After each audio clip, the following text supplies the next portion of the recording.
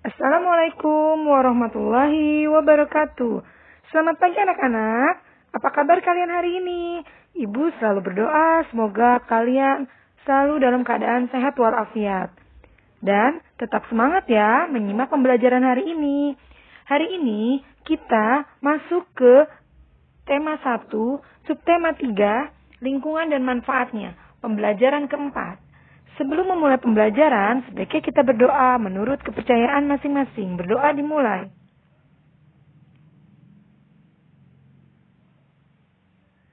Berdoa selesai. Tujuan pembelajaran hari ini, yang pertama, dengan mengamati gambar pada peta, siswa dapat menyebutkan asal daerah beberapa identitas budaya secara peduli.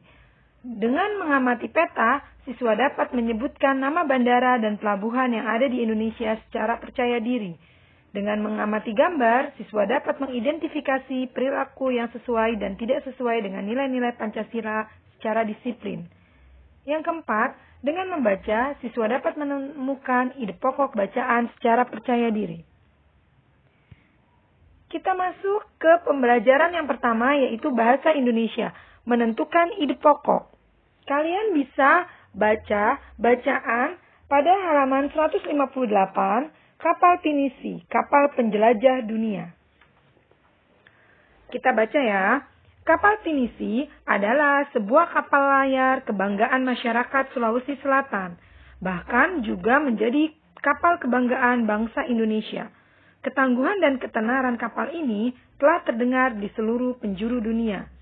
Sudah sejak sekitar abad 14, kapal pinisi berlayar dan menjelajah samudra di seluruh dunia.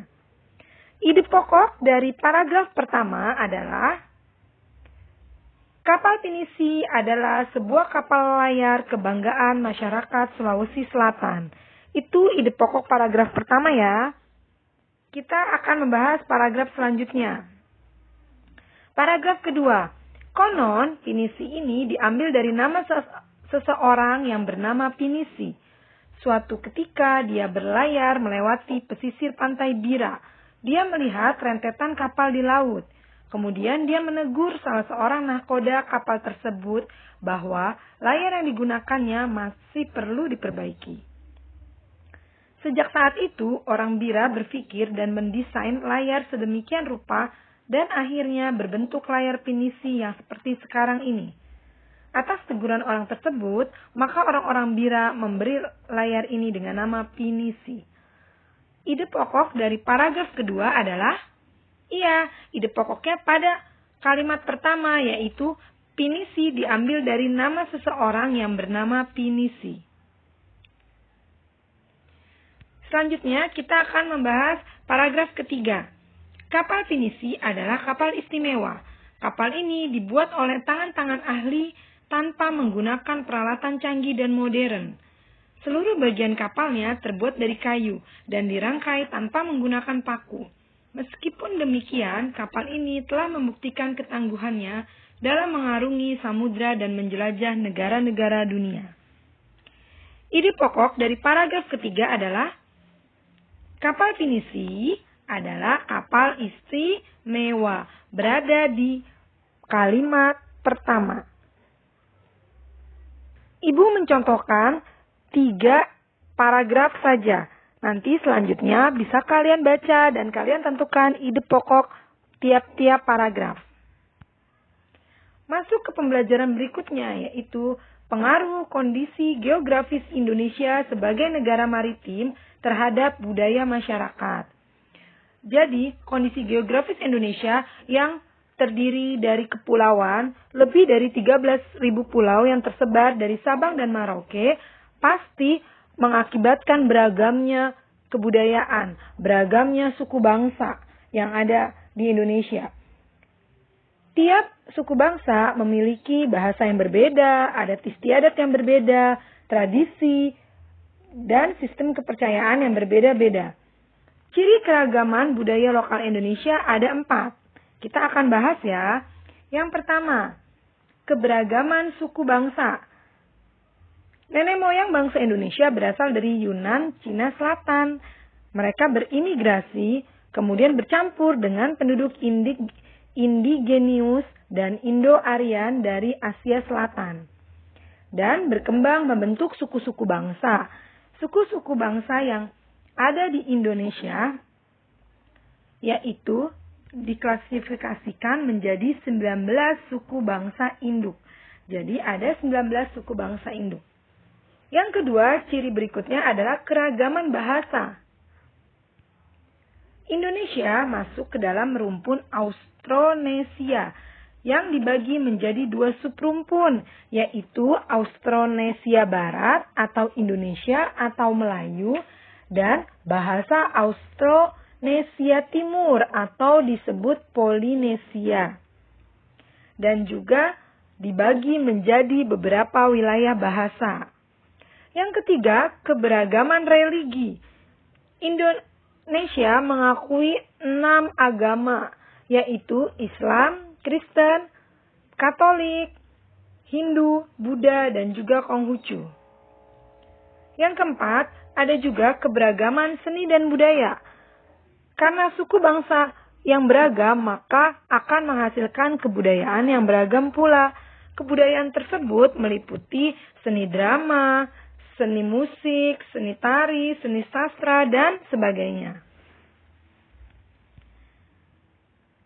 Kemudian dampak dari kebudayaan apa saja? Dampak dari kebudayaan antara lain ada 4. Yang pertama, karena mudahnya pengaruh luar masuk ke Indonesia, maka masyarakat Indonesia lebih mengenal budaya asing. Banyak sekali, misal di bidang musik ada hip hop, ada jazz, R&B. Kemudian biasanya itu lebih dikenal oleh masyarakat Indonesia dibandingkan lagu-lagu daerah, dibandingkan seni musik daerah seperti karawitan ataupun gambang kromong. Yang kedua, tontonan dan adegan dalam film yang kurang bahkan tidak pantas membawa efek buruk bagi bangsa Indonesia. Sebagian besar banyak ditiru oleh masyarakat Indonesia ya. Tetapi kita harus tetap menjaga moralitas bangsa. Sehingga sebagai anak muda, sebagai generasi muda, kita tidak boleh meniru atau mengambil budaya yang memang tidak sesuai dengan budaya Indonesia. Jadi kita harus pandai memilih ya. Selanjutnya, dikenalnya kebudayaan Indonesia akibat ramainya perdagangan dan pariwisata di Indonesia. Ini merupakan dampak positif karena dengan ramainya perdagangan maka pariwisata Indonesia menjadi terkenal. Banyak bangsa asing yang berkunjung ke Indonesia untuk menikmati wisata di Indonesia.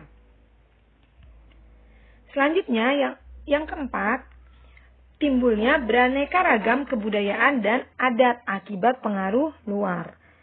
Misal ya, ada wayang di Jawa, itu terinspirasi dari cerita dari India. Dan hukum adat di Aceh terinspirasi atau dipengaruhi oleh hukum Islam. Itu contoh pengaruh kebudayaan luar. Selanjutnya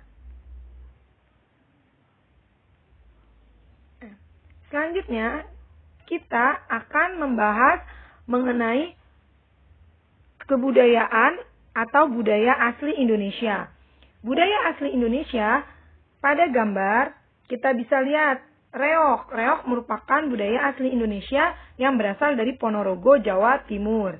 Kemudian selanjutnya ada tari kecak. Tari kecak berasal dari mana?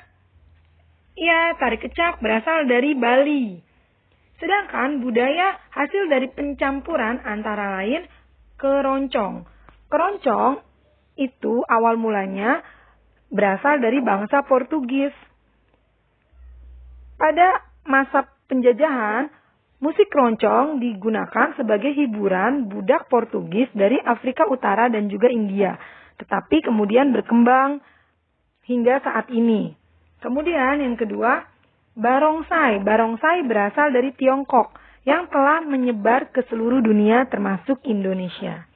Itu diantaranya budaya asli Indonesia dan budaya asli pencampuran. Selanjutnya, pengaruh kondisi geografis Indonesia sebagai negara maritim terhadap transportasi masyarakat. Lihat peta di hadapan kalian, ini adalah peta jalur penerbangan Indonesia. Karena sebagian besar 22/3 wilayah Indonesia berupa kepulauan, maka transportasi yang mendukung hanyalah transportasi udara dan juga transportasi laut. Seperti ini jalur penerbangan dan juga jalur pelayaran. Peta yang ada di hadapan kalian adalah peta jalur pelayaran di Indonesia. Kalian bisa mencari dan menyebutkan apa saja nama bandara dan berasal dari provinsi mana bandara tersebut, adanya di provinsi mana ya. Begitu juga coba kalian cari mengenai nama-nama pelabuhan yang ada di Indonesia beserta nama provinsi tempat pelabuhan tersebut berada. Pembelajaran selanjutnya muatan PPKN, musyawarah mufakat. Nilai-nilai luhur yang terkandung dalam Pancasila apabila diamalkan akan menjamin kehidupan dalam berbangsa dan bernegara dengan lebih baik. Indonesia akan semakin disegani oleh bangsa lain. Salah satu nilai luhur dalam kehidupan sehari-hari adalah musyawarah mufakat. Musyawarah mufakat dilakukan dalam berbagai kegiatan baik di rumah, sekolah maupun dalam kehidupan masyarakat. Berikut contoh kegiatan musyawarah mufakat dalam pengambilan keputusan bersama. Di sekolah, contohnya pemilihan ketua kelas, penentuan anggota koperasi sekolah, pembagian kelompok tugas dilakukan dengan musyawarah mufakat. Sedangkan musyawarah mufakat di rumah antara lain pembagian tugas di rumah, penentuan lokasi liburan keluarga, pembagian tugas kerja bakti di rumah saat hari libur.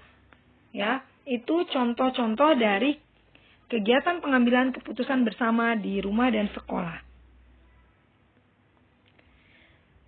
Pembelajaran hari ini selesai sampai di sini. Terima kasih. Mohon maaf atas salah-salah kata. Wassalamualaikum warahmatullahi wabarakatuh.